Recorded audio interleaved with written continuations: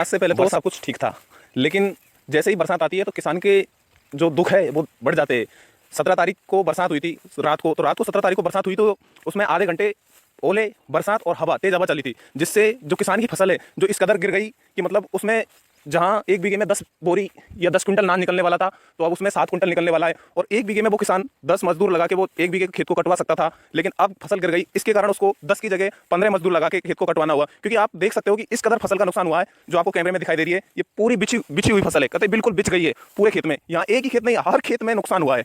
तो इस कदर किसान का जो खेत है वो बिल्कुल नष्ट हो गया है। अब उस किसान का आसियाना या दुख जो आपको दिखाई देता है, वो किसान जो 10 बीघे में फसल पैदा करता है, वो किसान को खाने के लिए केवल 3 बीघे की जरूरत होती है कि वो 3 बीघे में अपना घर चला सकता है। लेकिन वो किसान जिसके पास केवल और केवल 3 बीघे ही जमीन है और उसकी फसल मंडी तक नहीं जाती है, वो फसल उसके ही काम आती है, मतलब उसका परिवार का ही पालन पोषण होता है, तो उससे क्या गुजरने वाली है वो खुद जान सकता है। क्योंकि उसको 3 बीघे में जो टारगेट उसका फिक्स था कि 3 बीघे में मेरे पास इतनी पैदा हो जाएगी जिससे मेरा परिवार का पालन आराम से हो सकेगा, तो वो 3 बीघे का उसको अब 2 बीघे का ही मिलने वाला है। क्योंकि फसल जब बरसात आई थी तो उसके बरसात के 15 दिन बाद ही किसान फसल काटने वाला था, लेकिन 15 दिन पहले बरसात आई है, वो टाइम था जब फसल पकती है, उस टाइम बरसात हुई है। तो किसान की फसल का दाना है जिस टाइम पकती है, तो वो पेड़ गिरने के बाद में अब वो पेड़ है अपना जो अपनी फसल को पूरा जैसे तने तक पूरा प्योरिटी चीज वो नहीं दे पा। जैसे ये फसल गिरी है, जहां 15 दिन पहले मतलब 15 दिन बाद ही काट लेता था किसान फसल को, बरसात के 15 दिन बाद ही काटने वाला था, लेकिन जैसे ही फसल गिरी है तो ये आधी कच्ची फसल है, तो जैसे गिरी है तो पेड़ का जो नीचे से पेड़ ऊपर पेड़ तक पहुंचाता है जो अपने पकाने के लिए, तो वो नहीं पहुंचा पाएगा। अब जैसे गिरी है तो अब ये दाना है, ये मतलब पहले अगर गिरती नहीं तो दाना बिल्कुल मोटा प्योरेट निकलता, लेकिन जैसे ही फसल गिरी है तो अब दाना है जो एकदम बारीक हो जाएगा,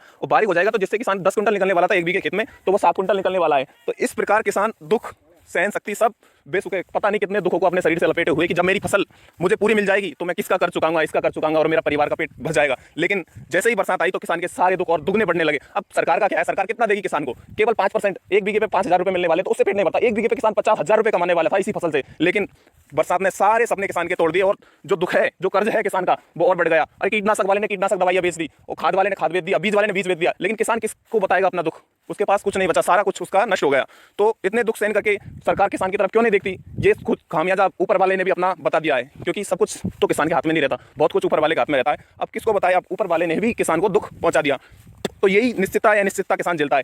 कोई भी प्रोडक्ट हो, जैसे कोरोना 2021 में लगा था, तो 700 रुपए का ऑक्सीजन का सिलेंडर मिलने वाला था, वो लोगों ने 10,000 का खरीदा था, क्योंकि ऑक्सीजन की कमी आ गई थी। तो इस प्रकार अब किसान की फसल की कमी आ गई है, और किसान को 10 क्विंटल का 7 क्विंटल मिलने वाला है। क्या किसान को एक क्विंटल फसल की कीमत 10,000 मिल जाएगी? जिस तरह ऑक्सीजन का सिलेंडर ब्लैक से 7,000 में या 10,000 में बिका था, वो 700 रुपए का सिलेंडर अब किसान के एक क्विंटल ये अनाज की कीमत शायद 2500 रुपए के समथिंग है, लेकिन उसको कोई 5,000 नहीं देगा, क्योंकि वो कोई ब्लैक नहीं है, उसका कम पड़ेगा। क्योंकि किसान की पहुंच है जो मार्केट तक ही होती है, और सिलेंडर की जरूरत है वो करोड़पतियों को पड़ती थी। लेकिन हमारा जो खाना है, आप करोड़पति हो या लखपति हो या कोई भी हो, लेकिन आपका हमारे जो अनाज से ही आपकी थाली में खाना पहुंचता है, लेकिन ये ब्लैक से नहीं बेचा जाएगा। ये उस ऑक्सीजन सिलेंडर की बात ही नहीं है कि हमारी फसल कम हुई तो हम इस फसल को 5,000 रुपये क्विंटल बचेंगे। क्योंकि आप देख सकते हो जो अंदाजा, जो टैबलेट वो 700 रुपए का था ऑक्सीजन सिलेंडर, वो 10,000 में उस कोरोना में बिका, क्योंकि उसकी कमी थी। लेकिन अब इस बरसात से हमारी फसल में भी कमी आ गई है, लेकिन बिकने वाला किसान का जो फसल का वो बीज, वो 1 क्विंटल अनाज वही 2500 का बिकेगा। तो इतने सारे दुख सहन करके किसान पीछे रहता है, अमीर अमीर होता जा रहा है निरंतर, और गरीब गरीब होता जा रहा है। तो ये फसल का नुकसान हुआ है। बाकी जो हुआ सो हुआ। अगर इस वीडियो को किसान आदमी देख रहे हैं तो मैं उसके लिए आपको कुछ बताता हूँ। जो सरकार ने जो आय निश्चित की है कि जिनकी फसल नुकसान हुआ है